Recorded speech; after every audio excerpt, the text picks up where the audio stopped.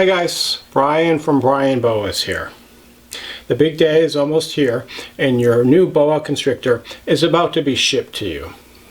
So how do you make sure that it adjusts smoothly to his or her new home? That is the question I'll discuss in today's episode.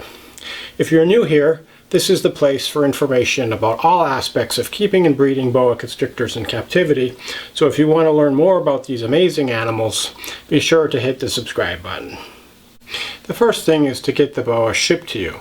So you'll want to be in close contact with your breeder or seller as far as exactly when they're going to be shipping your boa. You want to get the FedEx tracking number and be sure to write this down so you can track the shipment. And boas are shipped by FedEx priority overnight. So basically the shipper will typically drop off the animal in the afternoon before, and then it will ship overnight. And typically the animals will arrive the following morning. Sometimes, depending on how far you live from the FedEx route, it might be the afternoon if you're in a more isolated or rural area. And then sometimes there are delays where the animal is delayed till the following day. And a few times I've shipped by overnight service, it doesn't get there until the following day. I've never had any issues with this. So if your animal is delayed, it's usually not going to be a big issue. You'll just have to wait a little bit longer until you receive your boa. Once you have your shipping date, be sure that you're going to be home when the animal is scheduled to arrive, or at least make sure that a responsible person is going to be home so they can accept the shipment. And then immediately after the shipment arrives, obviously bring the animal and the package inside and let the package warm up to room temperature. If a snake is shipped when the weather is going to be a little bit on the cool side, the breeders will typically use a heat pack just to ensure the animals stay at a reasonable temperature. Sometimes an animal might be coming from an area that's quite warm and it's going to an area that's cooler, and it might be a little bit more of a gray area about whether or not to use a heat pack, because you don't want it to get too hot in the package either. So if it is a little bit cool and the breeder did not use a heat pack, bring the animal inside. Even if the animal is a little bit chilled, chances are it'll be fine. If an animal is at suboptimal temperatures for a few hours or half a day, it's going to be just fine, assuming that you get it back up to the desired temperature quickly. So before you open the package, you want to make sure that you have the quarantine enclosure set up for your boa. And I did a video previously on quarantine, so check that one out for full details.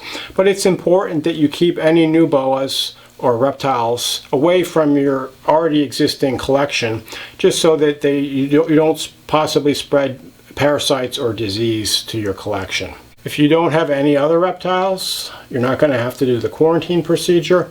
But even if you just have a small collection, you really want to keep any new animals away from that collection until you're sure that they're healthy and don't have any parasites. So what I would recommend is that the quarantine should be at a minimum of 3 months, preferably 6 months.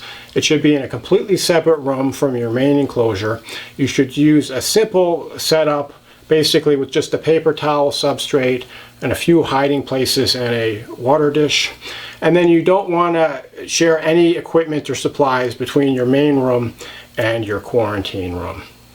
And quarantine is really important, particularly if you have a large collection. One of the main things you're trying to protect against are mites, and mites are an absolute nightmare. I did a video on them previously, but you want to keep mites out of your collection at all costs. And once they're established, if you're unlucky enough to have them come, they're very difficult to get rid of. Some keepers will also assume that any new addition has mites already, and they'll pre-treat the enclosure with anti-mite permethrin spray like Preventamite. So that's optional, but if you really want to protect against mites, it's something you might want to consider. So once you have the enclosure all set up and your snake is here in the box, you want to make sure that you do the opening of the box in the quarantine room and not in your main snake room. So you'll open the box, you'll unpack the snake, and then the box could conceivably be infested with mites or some other parasite or disease. So you want to be careful with the box. You either want to throw it away outside, or if you want to reuse it down the line, you want to put it somewhere far away from your main collection for a period of at least 3 to 6 months. Now you're ready for the big moment, and you're going to open your package. So the snake will typically be inside of either a snake bag or inside of a deli type plastic container inside of a styrofoam lined cardboard box. So open up the inner container. Be a little bit careful and respectful of the snake the first time you get the snake out, because the snake has just undergone this long shipping procedure. It doesn't know what's going on. Sometimes snakes are a little bit cranky because they've been confined in this box, for all these hours. So I've had a few times where a snake arrived and it was just really not in a good mood, and as soon as I took it out of the box, it basically struck at me or tried to bite me. And what happened afterwards, these snakes always became very calm. So sometimes they're just a little moody, so don't base a snake's temperament based on that initial reaction. So you'll look at your snake, you'll probably be in admiration and awe if it's just as beautiful as you had thought, hopefully even better than the picture. But the first thing you want to do is just do a cursory examination of your snake. Just make sure that there's no issues with the snake. Make sure it's the same snake as was in the ad. And then examine the snake's body. Look for things like kinks, missing eyes, and other deformities. Sometimes snakes have these congenital issues, and make sure that they were properly described by your seller. Also look at the snake's overall health. Is it moving around and flicking its tongue as you would expect? Or does it look like it might have some kind of a health-related issue? And then obviously you want to see if it has any mites. And the mites will look like these little black flecks which are moving around. If you're able to see mites, your snake probably has a pretty severe infestation, and it's not a really good situation to be in. More often you're not going to see any mites. There might be one hiding in there somewhere, but you typically won't see it.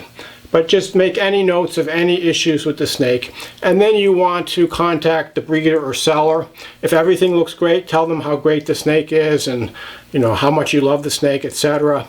If there are any kinds of issues, you want to bring this to their attention and see what they can do to make it right.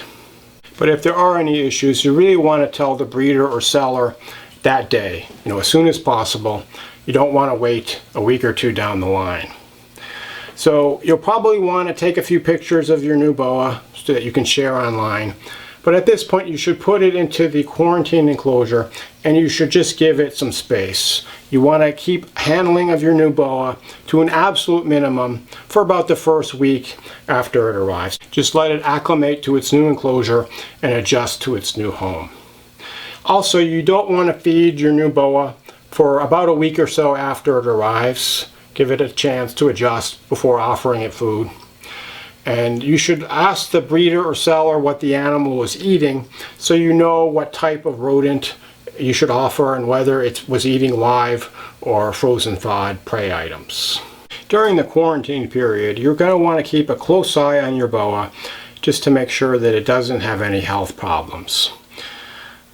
As I mentioned, mites are a big concern, and often the way that mites will present themselves is you'll see your boa soaking in its water dish, and you don't know why. And you look in the water dish and you see these little tiny black flecks that look almost like poppy seeds from a bagel.